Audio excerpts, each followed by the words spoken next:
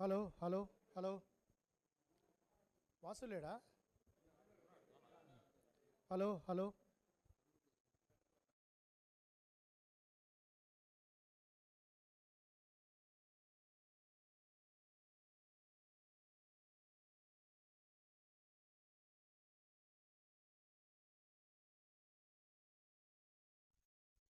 రాష్ట్రంలో ఒక విచిత్రమైన పరిస్థితి ఉంది. బెంగళూరు నుంచి అంతే యలహంక ప్యాలెస్ నుంచి స్పెషల్ ఫ్లైట్లో మసిగుడ్లు రెడీ చేసుకొని వస్తారు, ప్రెస్ మీట్ పెడతారు, అందరి మీద వేస్తారు. పాపం ఆయన 1 గంట వరకు వేయడం మొదలు పెడతాడు. లాస్ట్లో ముగింపులో ఆయన మీద ఒక 4 వేసుకుంటాడు. ఆయన ఎవరో మనం క్విజ్ పోటీ పెడితే ఎవరు ఆయనని క్వశ్చన్ మార్క్ పెడితే ఇంకా చిన్నపిల్లని అడిగిన చెప్తారు జగన్మోహన్ రెడ్డి గారని.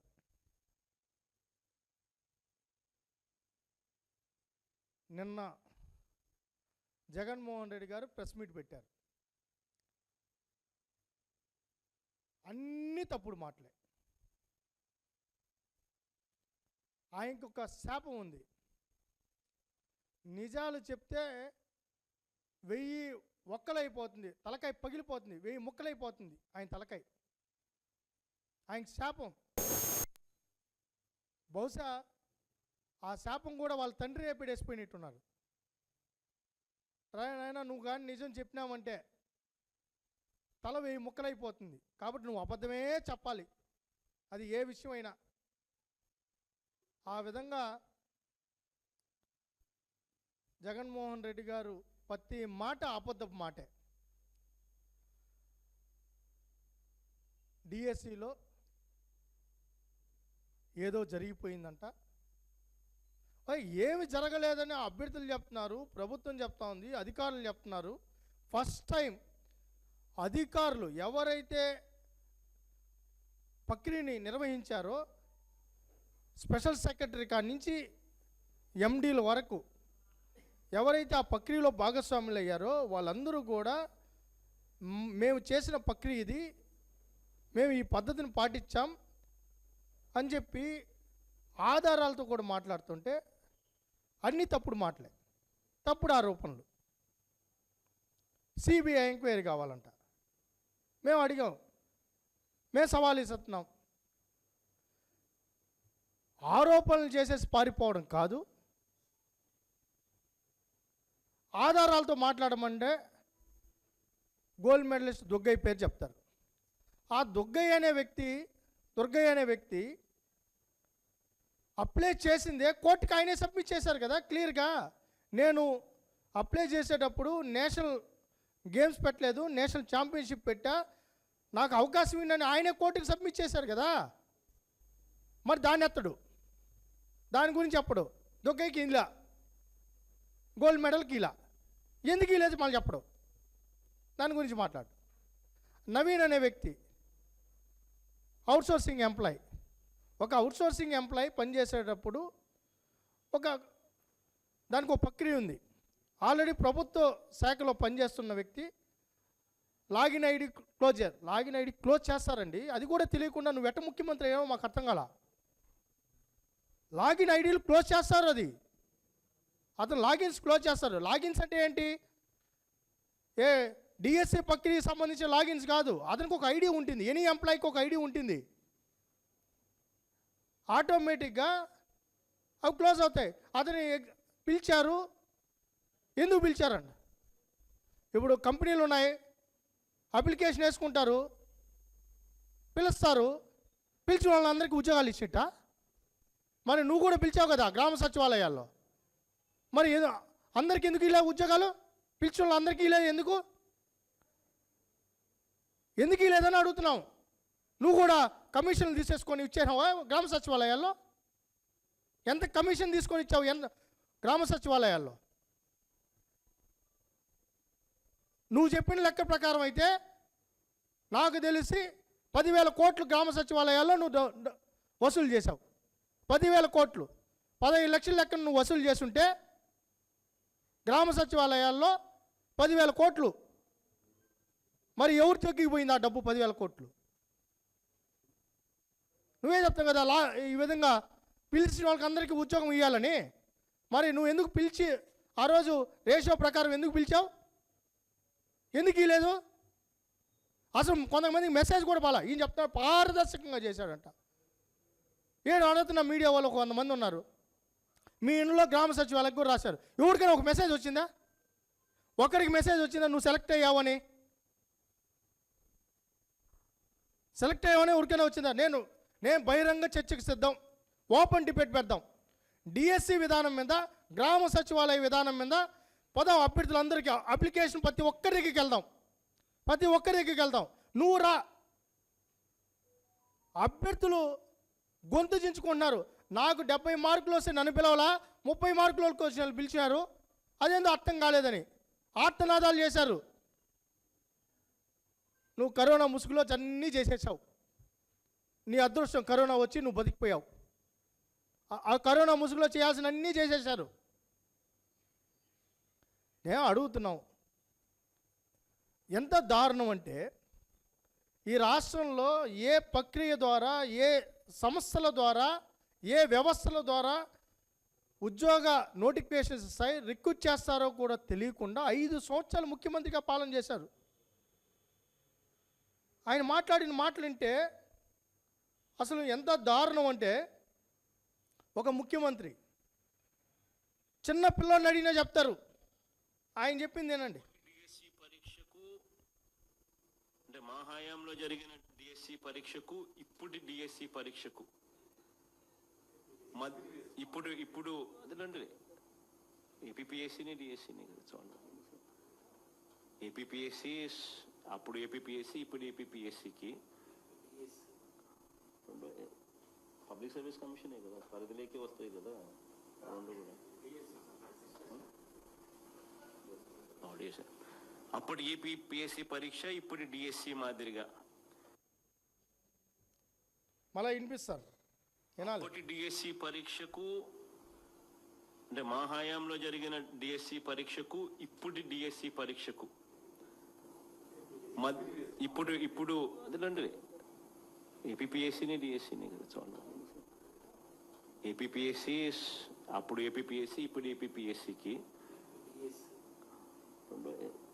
పబ్లిక్ సర్వీస్ కమిషనే కదా, పరిధిలోకి వస్తాయి కదా రెండు కూడా. అప్పుడు ఏపీపీఎస్సీ పరీక్ష ఇప్పుడు డిఎస్సి మాదిరిగా.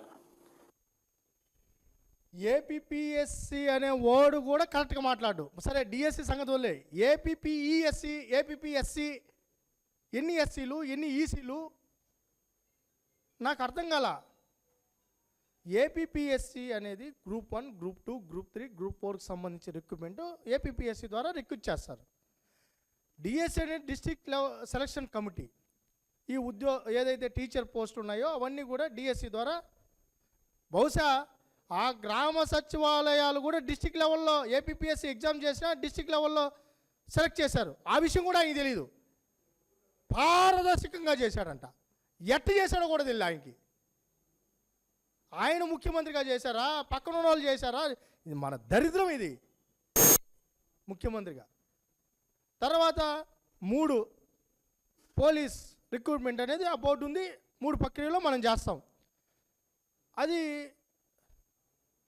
ఏదైతే సర్వీస్ కమిషన్కి డిఎస్సికి ఎవరు నిర్వహిస్తారో ఏంటో కూడా తెలియకుండా ఆయన మాట్లాడుతూ ఉంటే నవ్వాలా ఏడవాలా. రాష్ట్రం అంతా నిన్న నవ్వుకున్నా, ఏంద్రా ఈ కర్మ అనేసి. బహుశా ఇలాంటి ప్రతిపక్ష నాయకుడు ఉండడం కూడా మాకు అదృష్టంగానే భావించాలి. ఎందుకంటే ఆయన రోజు ప్రెస్ మీట్ పెట్టాలి. రోజు ప్రెస్ మీట్ పెడితే ఇంకెవరు ఆయన గురించి ఎవరు మాట్లాడుకోలే. ఆయన గురించి ఆయనే చెప్పుకుంటాడు. ఆయన టాలెంట్ ఏంటో ఆయనే ప్రూవ్ చేసుకుంటూ పోతాడు. ఏది పడితే అది మాట్లాడేది. డిఎస్సి ఎవరు నిర్వహిస్తారో తెలియదు, ఏపీపీఎస్సీ అంటే ఏందో తెలీదు.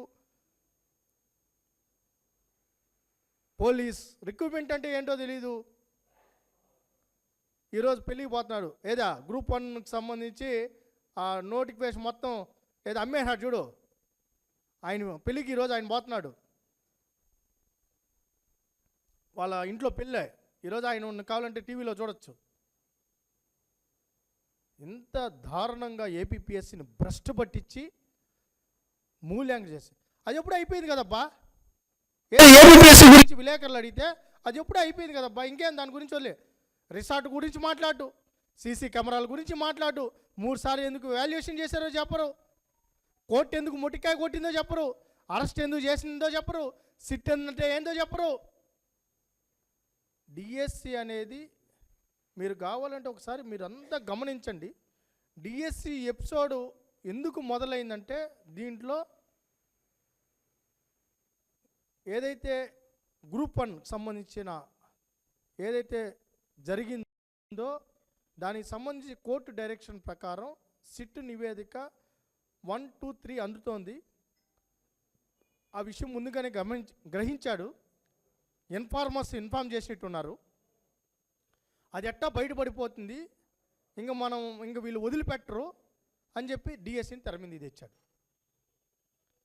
ఇదే దీంట్లో పూర్తి స్థాయిలో ఈ రాష్ట్ర ప్రజలకు అందరికీ అర్థం కావాల్సింది ఏంటంటే, గ్రూప్ 1ని పక్కదారి పట్టించడానికి డిఎస్సిని ముందు తెచ్చారు. ఇప్పుడు నవీన్ అనే వ్యక్తి ఉద్యోగం ఇలేదని అడుగుతున్నాడా, ఇమ్మని అడుగుతున్నాడా? దాంట్లో స్పష్టతలా. నవీన్ అనే అతనికి ర్యాంక్ వచ్చిందంటాడు, ర్యాంక్ ఎలా వచ్చిందని ఆయన అంటాడు, అతను తప్పు చేశాడని ఆయన చెప్తాడు. మరి ఆయన ఉద్యోగం ఎందుకు ఇలేదని మళ్ళీ ఆయన అడుగుతాడు. నాకు అర్థం కాల. నవీన్కి ఉద్యోగం అడుగుతున్నావా, ఈమని ఉద్యోగం ఈయన దానికి బాధపడుతున్నావా అని అడుగుతున్నాం. దాని గురించి మాట్లాడరు. ఇట్ట అట్ట చెప్పిందే చెప్పి అందరూ మైండ్ పోగొడుతున్నారు, ఏదో జరిగిపోయిందన్నట్టు. ఆ వీడియో అదే మాట ముందు ఆ వీడియో సంవత్సరం నుంచి తిరుగుతూ ఉంది. ఎవడురా అంటే లాస్ట్కి అది వైసీపీ కార్యకర్త.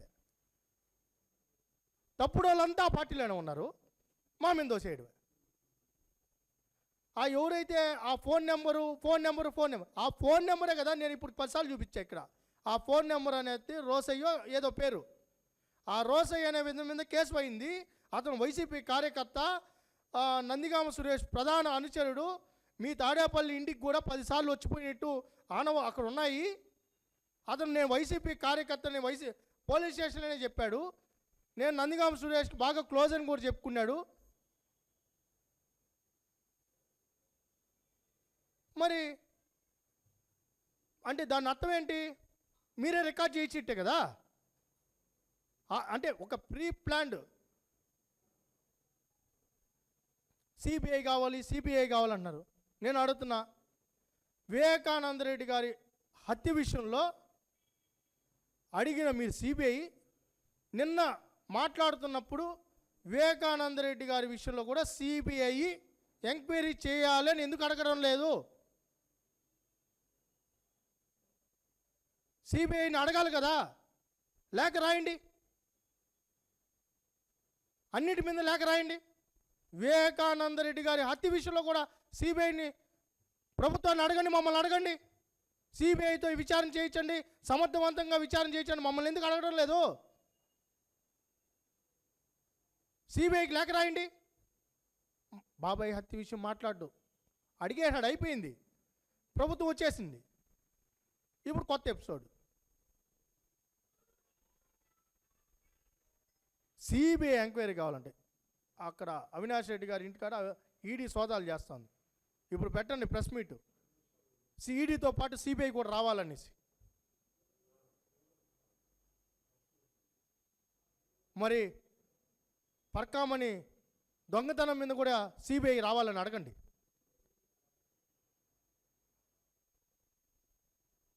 లడ్డు విషయంలో కూడా సిబిఐ అడగండి, కల్తీ లడ్డు విషయంలో కూడా. ఎందుకు అడగడం లేదు? టీడీఆర్ బాండ్ల మీద కూడా సిబిఐ అడగండి, ఎందుకు అడగడం లేదు? గ్రూప్ 1 ఎపిసోడ్ ఇప్పుడు వచ్చిందా? 5 సంవత్సరాలు మీ పాలన ఉంది కదా, ఎందుకు సిబిఐ ఎంక్వైరీ చేయించలేదు? మీరు ఎందుకు సిబిఐకి రాయలేదు? 12 సార్లు మేము ధర్నాలు చేశాం. 12 సార్లు ముఖ్యమంత్రిగా అపోజిషన్ లీడర్గా చంద్రబాబు నాయుడు గారు 7 ప్రెస్ మీట్లు పెట్టారు, క్వశ్చన్ చేశారు, అసెంబ్లీలో మాట్లాడారు, మీడియా గలమెప్పింది, నిరుద్యోగులు కోర్టుకెళ్ళారు, అభ్యర్థులు కోర్టుకెళ్ళారు. అప్పుడు నేను సిబిఐకి ఇస్తున్నాను అని ఎందుకు చెప్పలేదు? ఇప్పుడు మాట్లాడుతున్న నువ్వు గ్రూప్ 1కి సంబంధించి 20, 21, 22, 23, 24 4.5 సంవత్సరంలో అభ్యర్థుల ఆరోపణల మీద మీరెందుకు సిబిఐకి లేఖ రాయలేదు, విచారణ చేద్దు రండి అని ఎందుకు పిలవలేదు? గ్రూప్ 1 మీద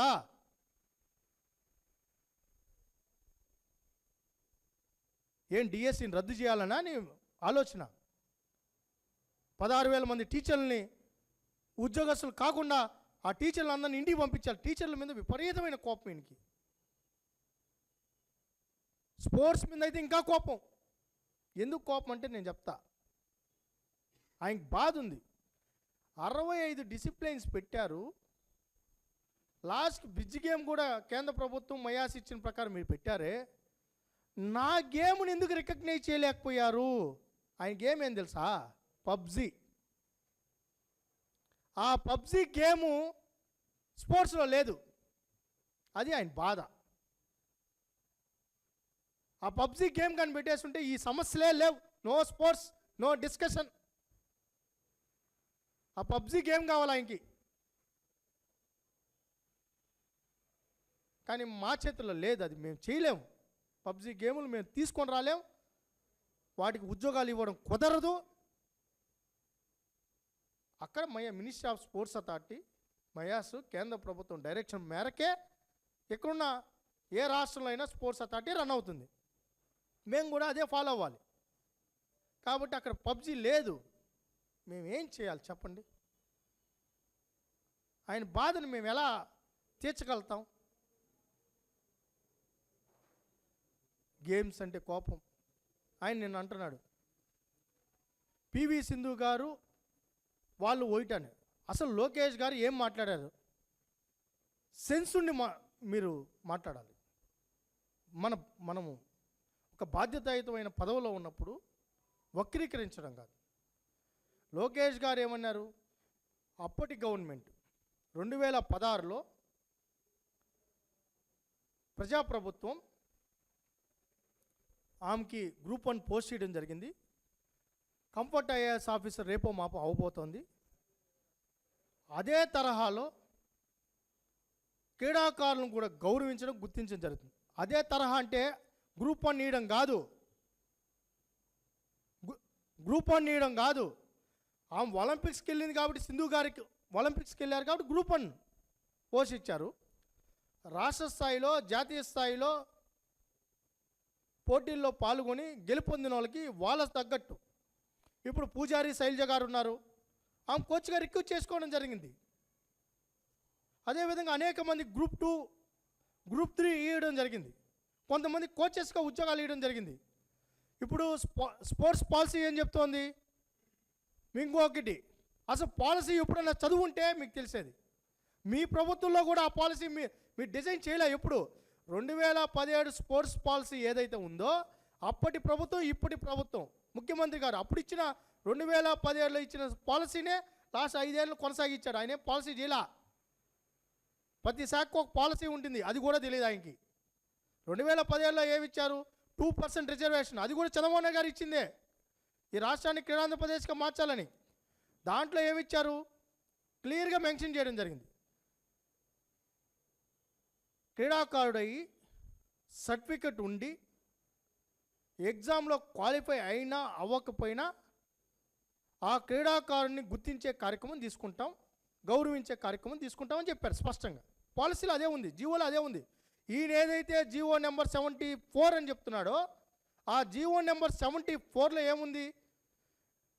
ఎగ్జామ్ రాసే చాలు, అడేమి వాళ్ళకేం ర్యాంకులు రావాల్సి. ఎందుకంటే వాళ్ళు 10 సంవత్సరాలు 15 సంవత్సరాలు గ్రౌండ్లో కష్టపడి చదువుకు దూరంగా ఉంటారు, ఈ రాష్ట్రానికి ఈ దేశానికి మెడల్స్ తీసుకొని వస్తారు. వాళ్ళని గౌరవించుకునే బాధ్యత ఈ రాష్ట్ర ప్రభుత్వానికి. మెడల్ అంటే బిల్ల కాదు, ఈ దేశ గౌరవం, రాష్ట్ర గౌరవం, జిల్లా గౌరవం. అలాంటి వాళ్ళని గౌరవించుకునే బాధ్యత మనం తీసుకోవాలని ఇటు కేంద్ర రాష్ట్ర ప్రభుత్వాలు నిర్ణయం తీసుకున్న పాలసీలు అవి. ఆ పాలసీల ప్రకారం నిర్వహిస్తే ఈయనేం చేశారు, ఎగ్జాము పెట్టకుండా ఇచ్చేశారు, టీచర్ ఉద్యోగాలు ఇచ్చేశారని. టీచర్ ఎలిజిబిలిటీ టెట్ క్వాలిఫై అయిన వాళ్ళకి మాత్రమే టీచర్ ఉద్యోగాలు ఇవ్వడం జరిగింది. వాళ్ళేం ఇంట్లో కూర్చుంటే ఉద్యోగాలు ఇలా, క్రీడా సర్టిఫికేట్లతో మాత్రమే ఉద్యోగాలు ఇలా. TET qualify teacher eligibility test. Jaganmohan Reddy గారు మళ్ళీ చెప్తున్నాం, teacher eligibility test TET qualify అయిన వాళ్ళకి మాత్రమే. మీరు ఆన్లైన్లో చూసుకోవచ్చు. టీచర్ ఎలిజిబిలిటీ టెస్ట్ ఇలా, టీచర్ ఎలిజిబిలిటీ టెస్ట్. డిఎస్సి వేరు, టెట్ వేరయ్యా. మా కర్మ, ఈ రాష్ట్ర దరిద్రం, బాధ వస్తుంది. టెట్ వేరు, డిఎస్సి వేరు. టెట్లో క్వాలిఫై అయిన వాళ్ళకి మాత్రమే ఉద్యోగాలు వచ్చాయి. టీచర్ ఎలిజిబిలిటీ టెస్ట్ అవ్వాలా, టీచర్ ఎలిజిబిలిటీ ఆ నోటిఫికేషన్లో చూడయా, కంపల్సరీ టెట్టు. పీడీలకి టెట్టు అనేది లేదు. 5 సంవత్సరాల లోపల క్రీడాకారులకి ఎప్పుడో జరుగుండాలి ఈడీ సోదాలు, ఇప్పటికే లేటు. మీరు చూస్తే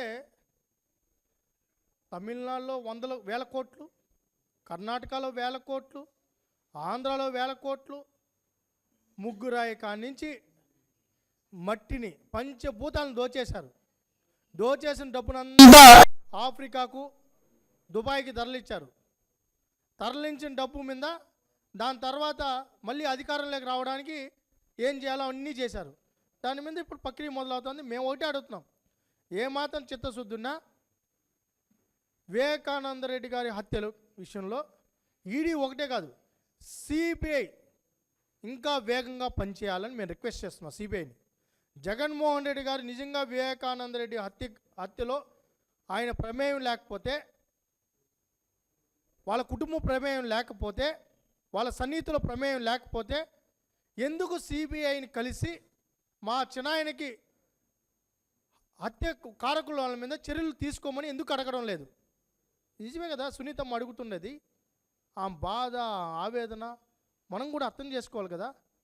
మనీ లాండరింగ్ జరిగింది. ఎవరైతే ఉన్నారో మీకు చూసే ఉంటారు, సిబిఐ వస్తే కర్నూల్లో కొట్టి తరిమారు. సిబిఐ మీద కేసు కట్టారు. ఇప్పుడు వచ్చింది సిబిఐ మీద వీళ్ళకి ప్రేమ. సిబిఐనే కొట్టిన వాళ్ళు, సిబిఐ మీద కేసులు పెట్టిన వాళ్ళు సిబిఐ కావాలని పిలుస్తున్నారు. ఇప్పుడు నేను దీంట్లో ఈడీఏ కాదు, సిబిఐ కూడా ముమ్మరంగా కలిసి దీన్ని దర్యాప్తు చేయాలని కోరుకున్నాను. చేసుకొని సర్టిఫికేట్ సబ్మిట్ చేసుకునే వెసులుబాటు ఇచ్చారు. ఇంత స్పష్టంగా నోటిఫికేషన్లో ఉంటే ఇంక ఏం చెప్పాలో అర్థం కాలా. రోజు ఏడ వివరించుకునేది మహాభారతం రోజు చెప్తారు. మన చిత్తూరు జిల్లాలో చెప్పిందే చెప్పి చదువుకోనన్నా చదువుకోవాలి, పక్కనున్న వాళ్ళనే చెప్పాలి. ఎవరు చెప్పరు, చేయరు. అదైతే లోకేష్ గారు ఏం చెప్పారు, పివి సింధు గారికి ఈ విధంగా ఇచ్చాం, ఇదైంది. ఎవరి లెవెల్లో వాళ్ళని గౌరవించుకునే బాధ్యత ఉంటుంది. అందరికీ గ్రూప్ అని కాదు. మీరు కూడా ఇచ్చారు కదా గ్రామ సచివాలయాల్లో వెటనరీ పోస్ట్ ఇచ్చారు. వాళ్ళు వేరే డాక్టర్లా, ఎంబీబీఎస్ చేశారా? ఎందుకు ఇచ్చారు మీరు? రెవెన్యూ శాఖలో ఇచ్చారు కదా, వాళ్ళకి రెవెన్యూలో అనుభవం ఉందా? క్రీడాకారులకి జీవో నెంబర్ 74 ప్రకారం ఉద్యోగాలు ఇచ్చారు కదా మీరు. మరి ఎలా ఇచ్చారు అని అడుగుతున్నాం. ఏ ప్రావీణ్యంలో, రెవెన్యూలో ప్రావీణ్యం ఉంది వాళ్ళకి? ఇప్పుడు ఇంజనీరింగ్ కోటా కింద ఇచ్చారు. ఇంజనీరింగ్ చేశారు వాళ్ళు ఇంజనీర్లా? వాళ్ళకి ప్రావీణ్యం ఉందా? వాళ్ళు డిగ్రీ పూర్తి చేసుకొని బీటెక్ పూర్తి చేస్తున్నా, లేకపోతే డిగ్రీ పూర్తి చేస్తున్నా స్పోర్ట్స్ కోటా కింద ఇచ్చారు. అంతే తప్ప అది చెప్పారు, క్రీడా రంగాన్ని ప్రోత్సహించడానికి ఉద్యోగాలు ఇవ్వడం జరుగుతుందని స్పష్టంగా చెప్పారు. మనమే కాదు, ఇక్కడ మీకు కావాలంటే మీకు చూపిస్తాను. కేంద్ర ప్రభుత్వం 10% రిజర్వేషన్ వితౌట్ ఎగ్జామ్, కొన్ని శాఖలకి వితౌట్ ఎగ్జామ్, రైల్వే కావచ్చు, పోస్టల్ డిపార్ట్మెంట్ కావచ్చు, డిపార్ట్మెంట్లు కొన్ని డిపార్ట్మెంట్లో డైరెక్ట్ రిక్రూట్మెంట్ 10%, 100కు 10 ఉద్యోగాలు క్రీడాకారులకు కేటాయించడం జరుగుతుంది. దాంతోపాటు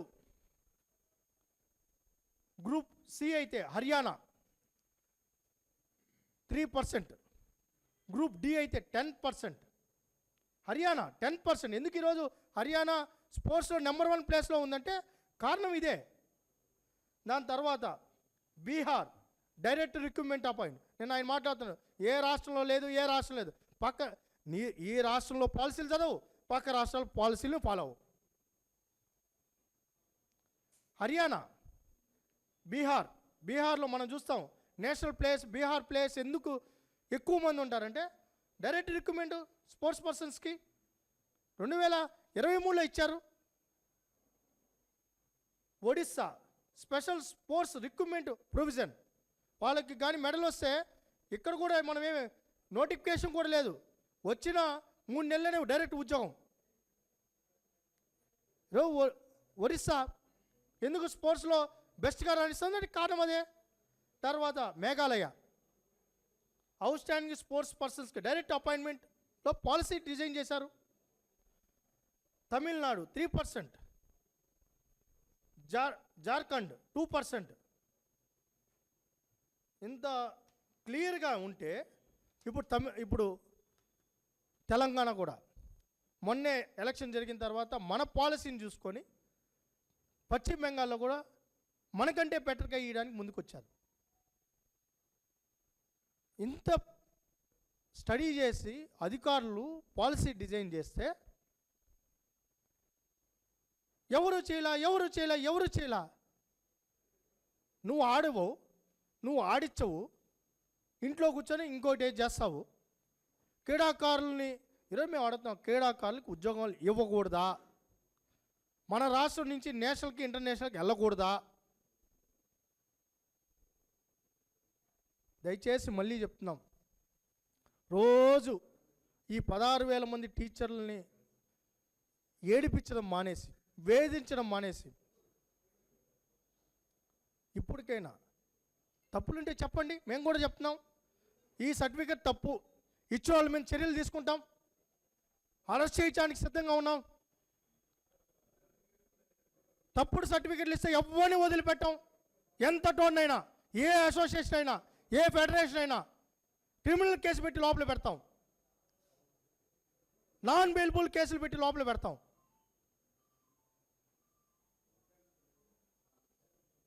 అది వదిలేసి బాధితుడు ఎవడు కోర్టుకు వెళ్ళరా? నేను అడుగుతున్నా, ఇది నువ్వు తప్పు అయితే నువ్వు కోర్టుకెళ్ళు, ఎందుకు వెళ్ళడం లేదు? చంద్రశేఖర్ రెడ్డికి పంపించావు, డాక్యుమెంటే ఉండదు, జడ్జి మూతి మీద కొడుతున్నాడు టప. నువ్వు రాయి, సిబిఐ కావాలంటే దమ్ముంటే రాయి, నువ్వు రాయి, గ్రూప్ 1 మీద రాయి. పోయినావు కదా ఢిల్లీ దాకా. వివేకానంద రెడ్డి గారి హత్య మీద సిబిఐని కలు, గ్రూప్ 1 మీద సిబిఐని కలు, డిఎస్సి మీద సిబిఐని కలు. నీకు నిజంగా నీకు చిత్తశుద్ధి ఉంటే కలు. అది వదిలేసి ఆరోపణలు. ముందు నేను ఒకటే చెప్తున్నాను, డిఎస్సి అంటే ఏందో తెలుసుకో, ఏపీపీఎస్సి అంటే తెలుసుకో, దాని తర్వాత ప్రెస్ మీట్ పెట్టు, అంతవరకు పెట్టకు. తల కొట్టుకుంటున్నారు వైసీపీ వాళ్ళే. మాకు మంచిది ఆయన ప్రెస్ మీట్ పెడితే. వాళ్ళోలే ఏంద్రా ఈ కర్మరా స్వామి, ఏం కర్మరా ఈ మనకి, ఏం దరిద్రంరా మనకి, ఇలాంటి నాయకుడు ఉన్నాడు మనకి. తిత్తనాడు, పక్కనుండే వాళ్ళందరినీ తిత్తనాడు సోషల్ మీడియాలో. ఆ ప్రెస్ మీట్ పెట్టే ముందన్న డ్రాఫ్ట్ కరెక్ట్గా అయ్యింది అనేసి. కాబట్టి చిత్తశుద్ధిగా పనిచేస్తున్న ప్రభుత్వం, ఈరోజు లోకేష్ గారు సమర్థవంతంగా డిఎస్సిని నిర్వహించారు. 16,000 పోస్టులు టీచర్స్ రిక్రూట్మెంట్ జరిగింది. భవిష్యత్తులో ప్రతి సంవత్సరం డిఎస్సి నిర్వహిస్తాం. నువ్వు ఎన్నైనా మాట్లాడుకో, నువ్వు ఎన్నైనా చెయ్యి, మేము నిరుద్యోగులకు న్యాయం చేసే పని చేస్తూనే ఉంటాం. మా చిత్తశుద్ధిని నిరూపించుకుంటాం. ఎవడన్నా తప్పు చేస్తే, ఎవడు తప్పు చేసినా జైలుకైతే పంపిస్తాం. మాకైతే తనమన లేదు. పారదర్శకత విషయంలో ప్రభుత్వం ఒక విధానపరంగా ముందుకెళ్తోంది.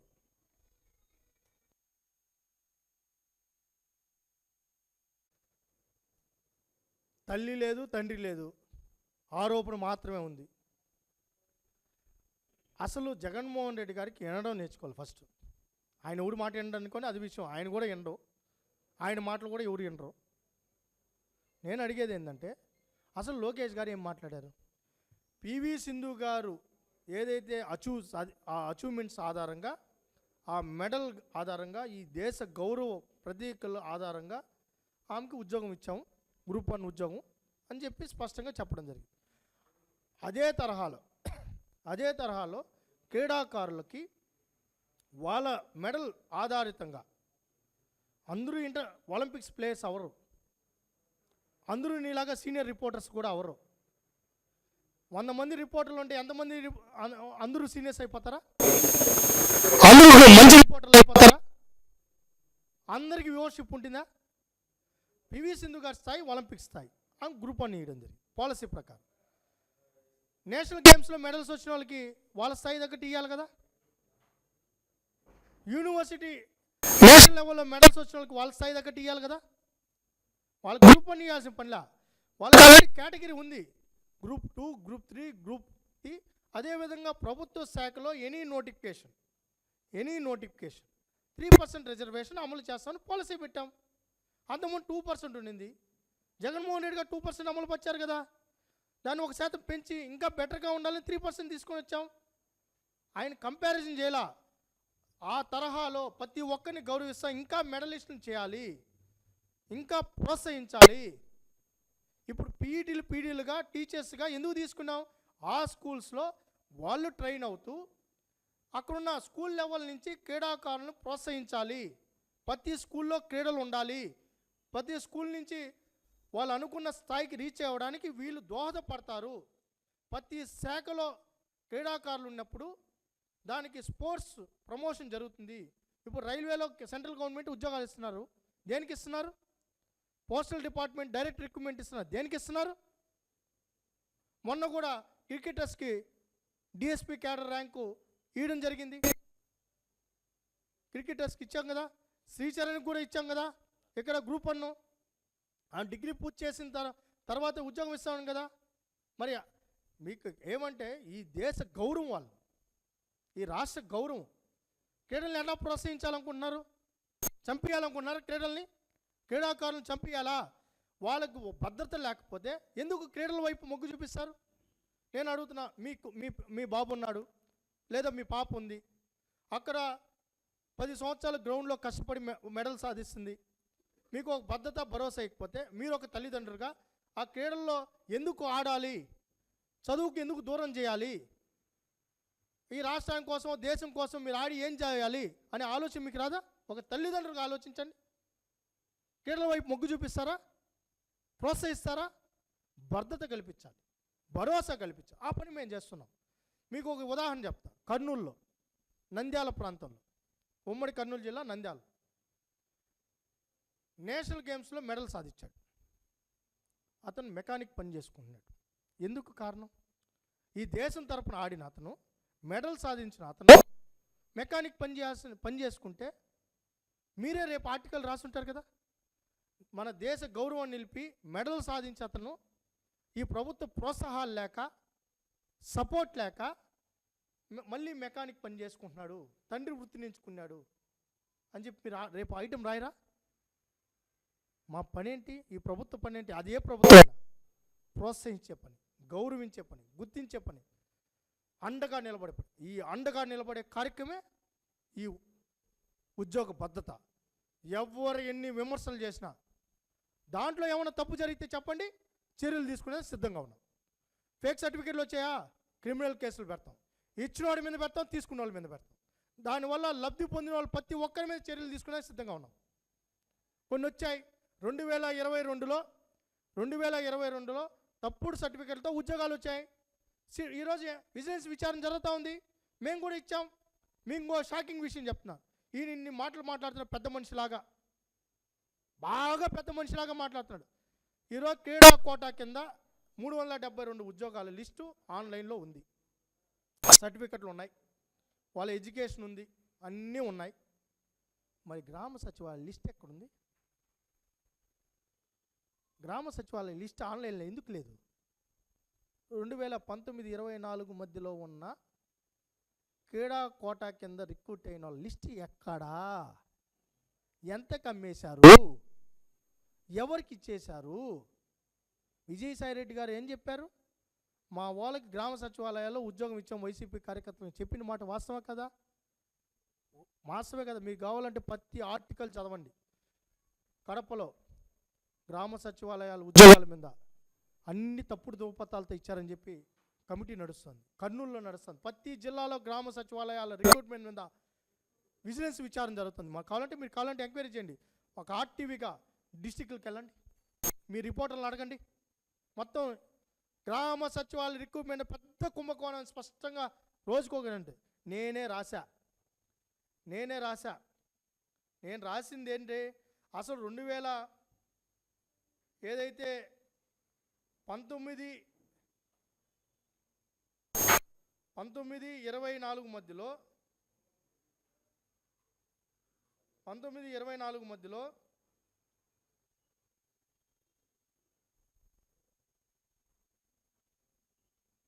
మెమోస్ 1924 మధ్యలో ఎందుకు ఆన్లైన్లో పెట్టలేదు? లిస్ట్ ఎక్కడుంది? క్రీడా కోటా కింద ఉద్యోగాలు సంపాదించిన లిస్ట్ ఎక్కడ ఉంది అని నేను రాయాల్సి వచ్చింది సెక్రటరీ గారికి, మా ఎండి గారికి. దీని మీద ఏమి ఇచ్చారు? ఎక్కడున్నాయి ఎతక్కున్నావు అని పెట్టారు. ఎక్కడున్నావేంటి? దమ్ముంటే నేను ఇక్కడ తిరుపతి ప్రెస్ క్లబ్ మీద సవాల్ చేస్తాను. వైసీపీ హయాంలో స్పోర్ట్స్ కోటా కింద రిక్రూట్ అయిన గ్రామ సచివాలయాలు కానీ ఇంకా ఇతర శాఖలకు సంబంధించిన లిస్టు బహిర్గతం చేసే దమ్ము మీకుందా?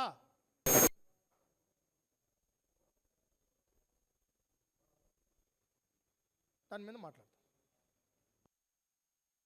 నివేదిక అందింది, స్పష్టత వచ్చింది. ఎలక్ట్రీషియన్స్తో, ప్లంబర్స్తో, వాచ్మెన్లతో, గృహిణులతో, ఆర్డీఓ స్థాయి అధికారులని ఉద్యోగాలని కరెక్షన్ చేసి పోస్టింగ్లు ఇచ్చారని స్పష్టంగా ఉంది. దాని మీద కోర్టు డైరెక్షన్ ఉంది. ఆ కోర్టు ఏదైతే ఫైనల్ జడ్జిమెంట్ ఇస్తుందో ఆ జడ్జిమెంటు ఈరోజు జడ్జి గారు సమర్థవంతంగా ఉన్నారు కదా, ఇది తప్పు జరిగిందని స్పష్టత ఉంది, సిట్ ఇచ్చింది. దాని మీద చర్యలు ఉంటే ఇంకా మళ్ళీ సిబిఐ కాకపోతే ఇంకోటి అదే కదా ఎంక్వైరీలో మీకు లోపం ఉంటే అప్పుడు వేరే సంస్థలను అడగచ్చు. ఒకవేళ ఏదైతే మీకు సిట్ మీద అనుమానం ఉంటే జగన్మోహన్ రెడ్డి అడగచ్చు. మాకు అన్ని వ్యవస్థల మీద నమ్మకాలు ఉన్నాయి. మేము వ్యవస్థను ప్రభావితం చేయం కాబట్టే మాకు ఆ సిట్ నివేదిక ఇచ్చే విషయం కూడా మాకు తెలియదు. ఆయన ప్రభావితం చేసే వ్యక్తి కాబట్టే ఆయనకు 3 నెలల ముందే గ్రహించి డిఎస్సి మీదకి వచ్చాడు.